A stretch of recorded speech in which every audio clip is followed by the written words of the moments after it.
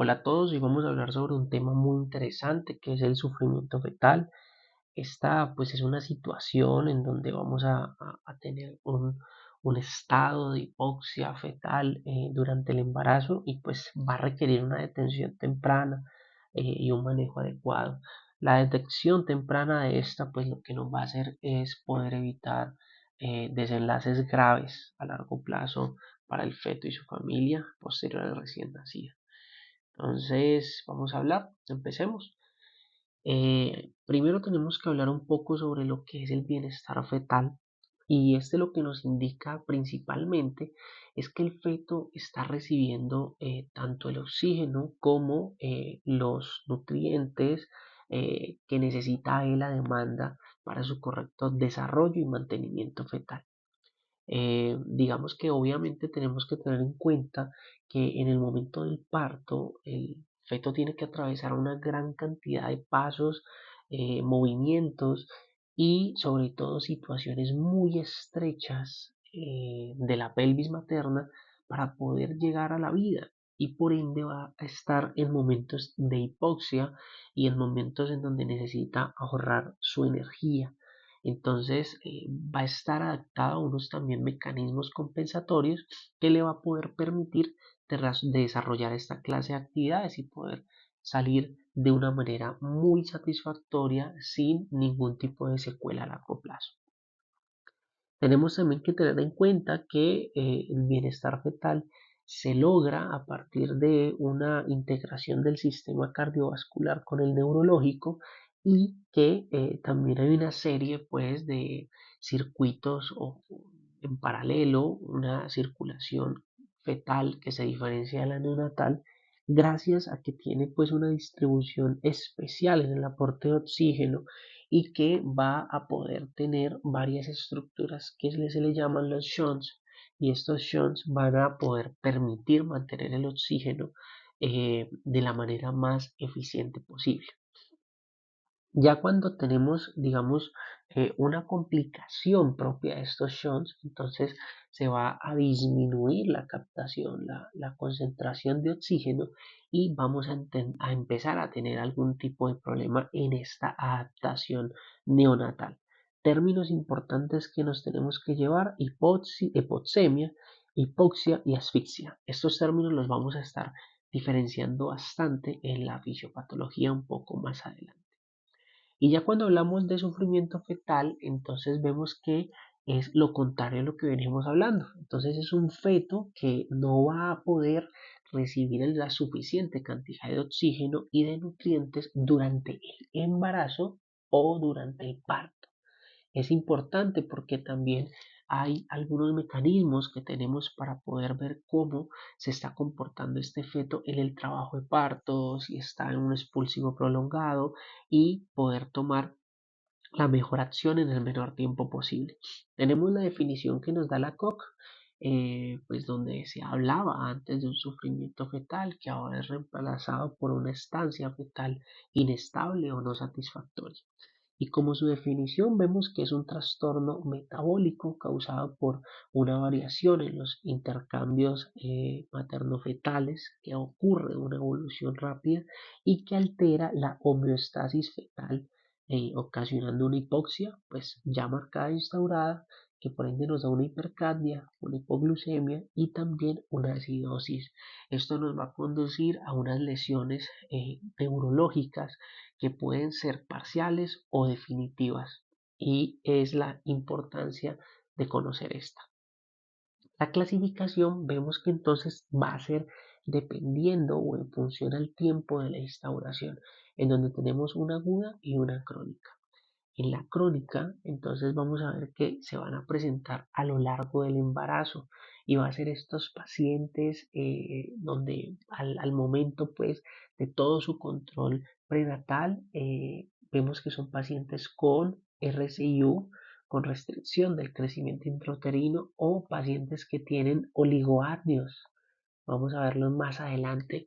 Son dos clases de pacientes que podemos evidenciar que el feto se encuentra en una alteración y en un sufrimiento fetal crónico. También es que se presenta obviamente en función de su placenta y en una alteración entre el intercambio uteroplacentario, y hay un retraso en su crecimiento y alteraciones hemodinámicas. Hay una redistribución hemática, por eso son unos fetos asimétricos por la caída del flujo muscular. En el sufrimiento fetal agudo vamos a ver que tenemos esta relación. El 85% de todos los casos terminan instaurándose de una manera aguda. También son denominados intraparto porque son en el momento en el cual más suelen aparecer. Vemos que pues está relacionado a las contracciones uterinas o propias de las complicaciones del cordón umbilical y en el trabajo de parto. También aparecen durante la fase activa o la fase expulsiva propias del trabajo de parto. Y vemos que las contracciones uterinas pues de por sí van a representar una caída transitoria del aporte de oxígeno, inclusive la frecuencia cardíaca fetal, pero suele ser transitoria y no tiene ninguna repercusión en fetos que se encuentran en óptimas condiciones. El sufrimiento fetal agudo también puede deberse o agregarse a un crónico. Entonces vemos que son pacientes que vienen ya con RCIU, con oligoapneas y al momento del trabajo de parto entran en un estado fetal no satisfactorio y ahí es donde ya encuentran, digamos, a verse algo más agudo. Tenemos pues un gran grupo en donde vamos a tener 4 categorías y vamos a tener las placentarias, las maternas, las fetales y las funiculares propias del cordón. Estos 4 grupos o 4 categorías son las principales causas que tenemos que estudiar. En cuanto a la fisiopatología, entonces empezar a hablar y empezamos sobre la etiología, porque tenemos que entender que va a deberse a dos situaciones. La primera es la interrupción del aporte de oxígeno y nutrientes, como lo veníamos hablando, y la segunda es la interrupción de la eliminación de los metabolitos. Importante este término. Vamos a tener que se puede encontrar de una manera, de una etiología única o también multifactorial. Y la forma va a ser esa forma de aparición o de progresión, que puede ser de manera lenta, en donde ahí hablamos que viene siendo la manera crónica, o de manera súbita, que es la aguda. La progresiva también nos puede llevar a un poco más la crónica. Vamos a tener entonces cómo va a responder fisiológicamente este feto a la asfixia. Lo primero es que vamos a tener una disminución en el oxígeno en sangre, por ende vamos a tener una hipoxemia y por el mismo barrido del CO2 vamos a generar una hipercalvia. Todo esto producido por la asfixia. Y esta situación nos va a generar una hipoxia. Lo que hace es que al no haber eh, oxígeno en las células, nosotros tenemos que recordar el metabolismo de los seres humanos, que es aerobio. Por ende necesitamos el oxígeno para poder oxidar, para poder degradar o transformar las moléculas de glucosa y así obtener la energía. Por ende, si ve el feto que se encuentra en un estado de asfixia, entonces va a cambiar su metabolismo a anaerobio. Y el producto de este metabolismo anaerobio va a ser el ácido láctico. El ácido láctico nos va a generar una acidosis metabólica y finalmente va a ser un ciclo que se va a perpetuar. Tenemos entonces, como lo veníamos hablando, 4 causas. La primera entonces en las maternas hablemos de que va a ser una causa, por ejemplo, la hipotensión. Entonces, va a hacer todas esas causas un poco más vasculares, donde el feto, la madre no va a poder suplirle las necesidades fisiológicas a su feto, donde se encuentre en hipovolemia, la disminución del aporte de oxígeno, importante. Madre que sufra o que se encuentre en una crisis de asma, en donde sufra de tuberculosis o inclusive el mismísimo COVID-19. que vimos que tuvo una gran afectación en las maternas y por ende había una disminución del aporte de oxígeno. Enfermedades vasculares, vasoconstricción de las arterias uterinas. En las placentarias entonces vemos hipertonía uterina. Eh, También puede verse a partos en donde se haya utilizado o abusado de oxitocina, en los infartos o el envejecimiento, una placenta que ya está envejecida. Los funiculares o de cordón, vamos a ver la compresión del cordón umbilical, la prosidencia o la vasoconstricción de la vena arteria. En los propios fetales, este es un momento en el cual el feto tiene todo un ambiente dado para poder crecer sanamente, pero viene con un estado, digamos, unas alteraciones ya congénitas, por ejemplo, unas anemias o unas arritmias. Cuando veamos una arritmia en un trazado en el cardiotocógrafo, vamos a poder ver entonces, si vemos unas arritmias cardíacas, pensar en síndrome de Down, porque el síndrome de Down nos da unas alteraciones cardíacas congénitas y estas nos van a generar arritmias. Entonces vamos a tener que tenerlas presentes. Y continuando con la respuesta fisiológica a la asfixia, entonces vemos que el feto va a realizar un ahorro del oxígeno. ¿Y cómo? Disminuyendo los movimientos fetales.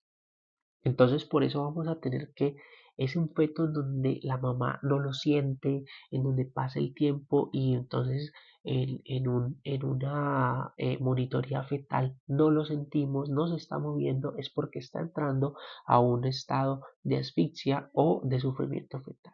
¿Por qué? Porque va a ser un círculo compensatorio que el feto va a poder asumir.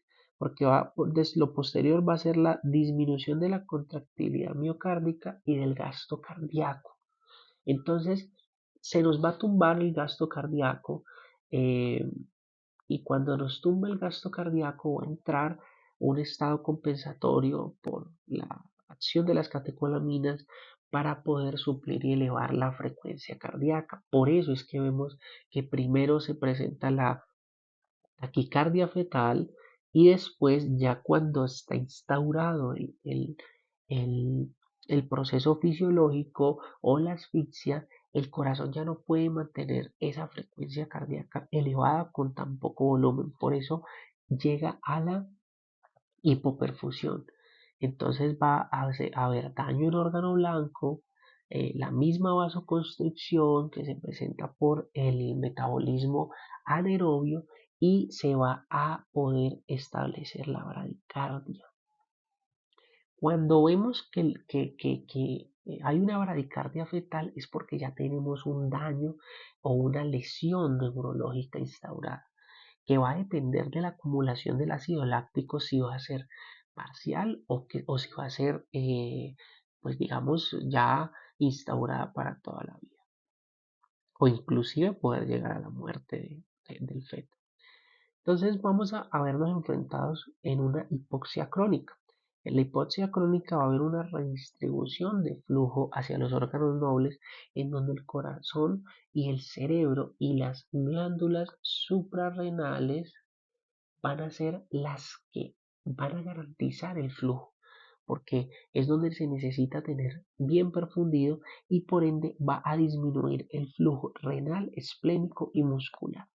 Cuando hablábamos de que se disminuiría el flujo muscular y renal, lo hemos evidenciado en RCU, porque si no hay un flujo muscular, no va a haber crecimiento muscular y por ende es un feto que va a tener restricción del crecimiento intrauterino. Y como hablábamos de que si se tumba el flujo renal, va a caer la producción de la orina fetal y la orina fetal es el principal componente del líquido amniótico, del ILA. Entonces, cuando vemos una disminución en el ILA, es porque hay oligoamnios y eh, es un feto el cual está en un flujo renal disminuido y por ende pues nos da ya a pensar que se encuentra en un estado de sufrimiento fetal. Cuando vemos un trazado normal de la frecuencia cardíaca fetal, entonces vamos a ver que hay un eje corazón-cerebro que se encuentra indemne que ha podido suplir, que se ha podido adaptar frente este proceso. Pero cuando ya vemos la instalación y la instauración de la hipoxemia, vemos que va a haber una vasodilatación cerebral propia también de los metabolitos de vasodilatadores potentes como el óxido nítrico, de los reactantes del oxígeno, del mismo metabolismo anaerobio. Y esto también nos va a hacer una reducción de la saturación de oxígeno y por ende pues necesitamos tener como principal mecanismo compensatorio el aumento del flujo cerebral. Cuando ya tenemos una asfixia marcada, tenemos dos escenarios. Cuando el flujo cerebral es adecuado, entonces nosotros vamos a buscar los metabolitos resultantes de un metabolismo aeróbico, que viene siendo el ATP, la glucosa, el glucógeno, en donde ellos se van a encontrar normales. Pero cuando vemos una elevación del ácido láctico, es porque vemos que este es un metabolito, el resultante o producto del metabolismo anaerobio. Por ende, ya está entrando en un estado de hipoxia. Y este es el otro escenario en donde vemos una función ya cardiovascular deteriorada, en donde se tumba el flujo sanguíneo cerebral. ¿Y cómo lo vamos a ver? Por el ácido láctico elevado, que va a ser el metabolismo, el metabolito principal y el resultante del metabolismo anaerobio. Y los metabolitos del metabolismo aeróbico, como es el ATP, la glucosa, el glucógeno, van a encontrarse disminuidos. Ya cuando vemos entonces que se está instaurando un proceso de asfixia, entonces empezamos a pensar en injuria cerebral. Y la literatura nos dice que el ácido láctico empieza a producirse y empieza a acumularse entre 17 y 20 milimoles gramo. Vamos a ver que puede producir una injuria cerebral, pero el daño neurológico, el daño neurológico se da por la acumulación de más de 20 milimoles gramo de ácido láctico. Entonces, de ahí, de eso va a depender de que ya en vez de tener una injuria cerebral, tengo una lesión permanente cerebral en el feto. Y entonces vamos a tener varias situaciones. El ATCAR bajo no va a significar una lesión neurológica necesariamente.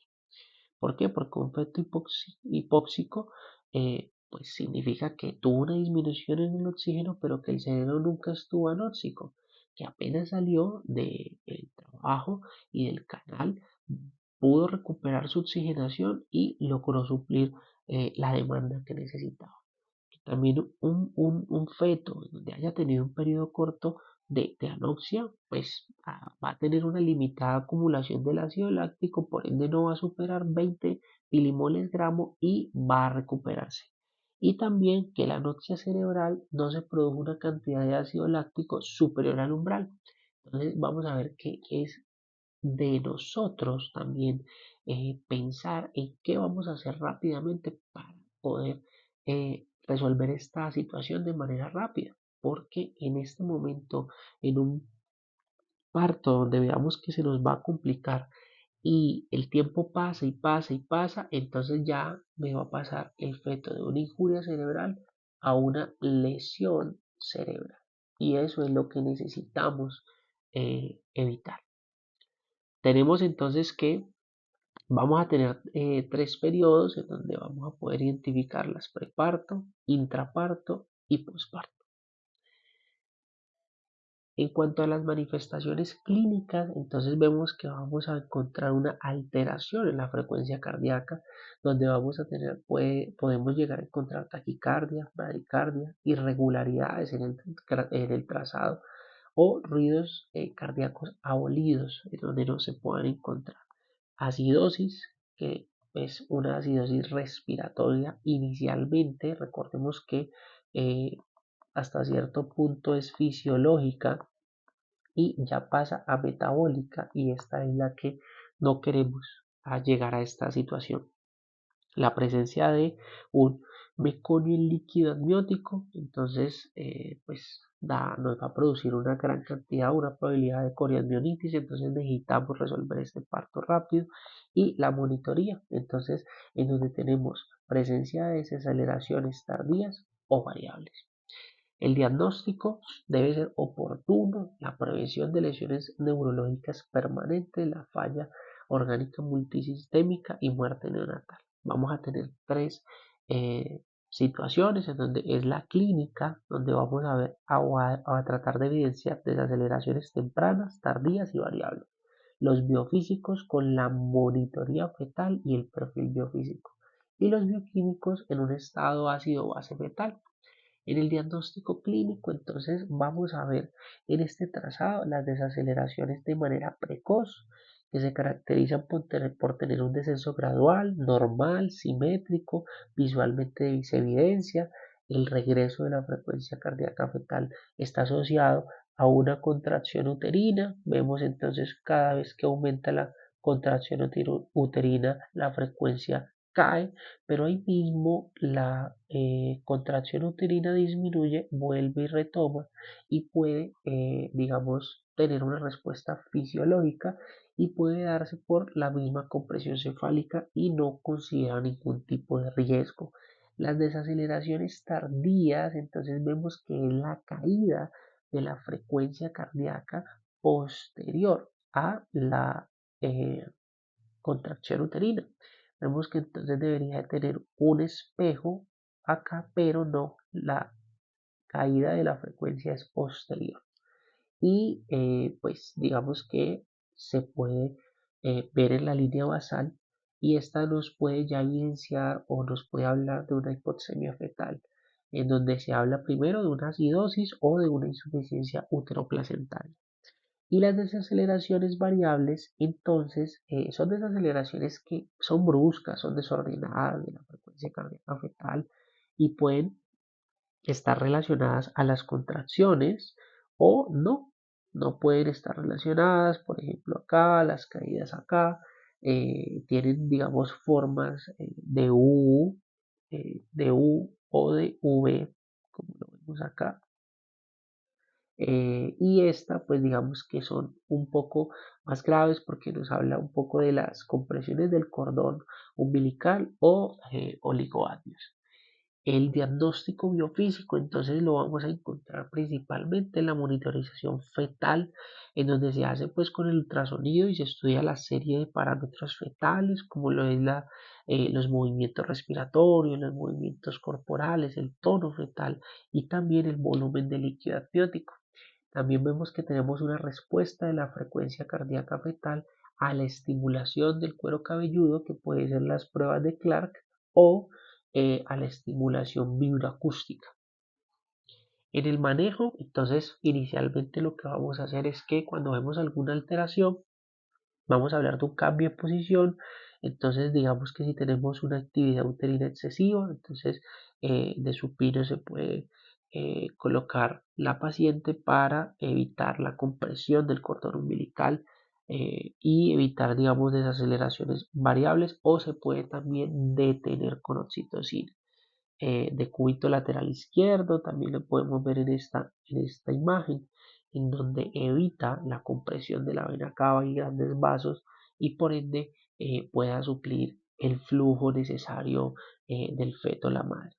En líquidos endovenosos, entonces se ha visto un beneficio en casos de hipotensión materna súbita, pues digamos unos líquidos endovenosos que se denomina como reanimación hídrica. Todo esto es reanimación in útero y también mirar digamos, las metas de oxígeno. Si se encuentra desaturada, pues el objetivo es mejorar esa saturación materna porque es el oxígeno que está recibiendo el feto. Y tenemos la regla de los 3 minutos. Entonces tenemos que vamos a estabilizar a la paciente. Vamos a repetir monitoría cada 20 minutos, mirar si tenemos una hipoxia fetal aguda y descartar causas mayores. En los primeros 3 minutos, entonces vamos a ver si hay evidencia de desaceleración prolongada sin signos de mejoría. Vamos entonces a activar digamos, ruta, en donde de 3 a 6 minutos vamos a tener un diagnóstico, una causa subyacente, hablar ya de la causa, en donde tenemos que mirar si tenemos que desembarazar o si esa causa aplica para medidas inmediatas. De 6 a 9 minutos vamos a ver entonces visualizar signos de recuperación de la mejoría de la variabilidad y de la frecuencia cardíaca y vamos a hablar de ya un parto inmediato. Y de los 9 a los 12 minutos, si no tenemos recuperación de la desaceleración, ya hablaremos de una cesárea o de un parto instrumental. En cuanto a las complicaciones, entonces vemos que vamos a tener una hipoxia o una asfixia intraparto, en donde vamos a tener un compromiso sistémico de cerebro, corazón, riñones, pulmones, y lo que nos va a generar al final va a ser una patología de hipoxia cerebral, en donde vamos a tener una PCI, una parálisis cerebral infantil, y a esto es lo que nosotros queremos evitar llegar. Las encefalopatías hipóxicas isquémicas, lo que veníamos hablando, y cuando el daño cerebral ya es muy grave, la mortalidad es muy elevada. Contamos con dos escenarios. Si el feto puede tratar de resolver esa hipoxia cerebral, pues sale con unas secuelas permanentes como la PCI, y si no lo puede, inclusive puede llegar a la muerte. La prevención la tenemos en dos instancias: la detección del embarazo y los controles prenatales de inicio temprano son muy importantes, en donde vamos a hablar de los antecedentes, de los factores de riesgo, de la evolución misma de ese embarazo, y vamos a poder ver si tenemos condiciones que nos hagan pensar en esta patología en que el feto se encuentra sufriendo, y poder evaluar qué condiciones o conductas vamos a tomar con cada paciente. Identificar a tiempo estas señales de sufrimiento fetal es muy importante, porque que nos va a dar tiempo es a poder tener conductas de manera rápida, en donde no las dejemos progresar en el tiempo y éstas se perpetúen y tengan un desenlace peor. Muchísimas gracias.